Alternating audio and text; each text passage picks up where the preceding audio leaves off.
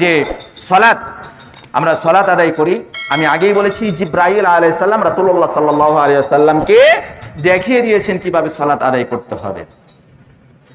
রাসূলুল্লাহ সাল্লাল্লাহু আলাইহি ওয়াসাল্লাম আমাদেরকে দেখিয়ে দিয়েছেন, তিনি আদায় করে দিয়েছেন, আমরা সেভাবেই সালাত আদায় করি।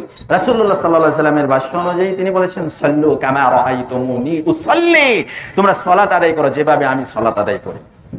তো আমরা ঠিক সেভাবে সালাত আদায় করার চেষ্টা করি, কিন্তু ঘটনা হচ্ছে আমরা সালাত রাসূলুল্লাহ সাল্লাল্লাহু আলাইহি ওয়াসাল্লামের সালাত অনুযায়ী আমরা সালাত আদায় করি, কিন্তু আমাদের মা বোন যারা রয়েছে এদের জন্য আবার ভিন্ন সালাত আমরা বিভিন্ন আলেম ওলামা বলে থাকেন, বিভিন্ন কিতাব বিভিন্ন বই পাওয়া যায় বাজারে, একদম কি বলে একদম ছবি দিয়ে বিভিন্ন ভাবে দেখিয়ে দেওয়া হয়েছে যে মা বোনেরা একরকম সালাত আদায় করবে, পুরুষেরা একরকম সালাত আদায় করবে।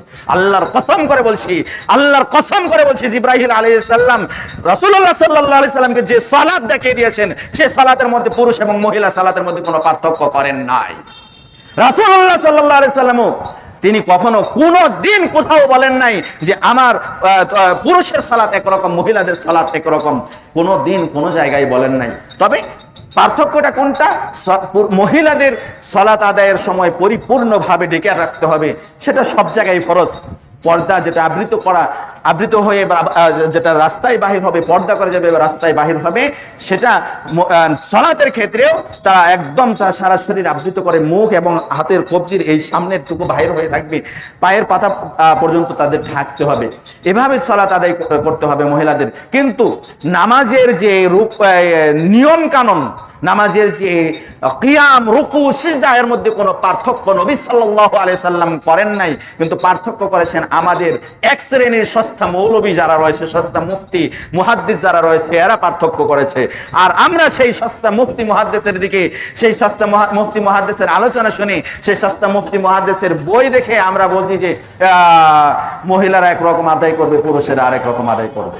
না, রাসূলুল্লাহ সাল্লাল্লাহু আলাইহি সাল্লাম কোনো পার্থক্য করেন নাই। পুরুষরা যেরকম সালাত আদায় করবে মহিলারাও ঠিক সেই রকম সালাত আদায় করবে। পুরুষরা যেরকম দাঁড়িয়ে সালাত যেভাবে হাত বাঁধবে মহিলারাও ঠিক সেভাবে হাত বাঁধবে।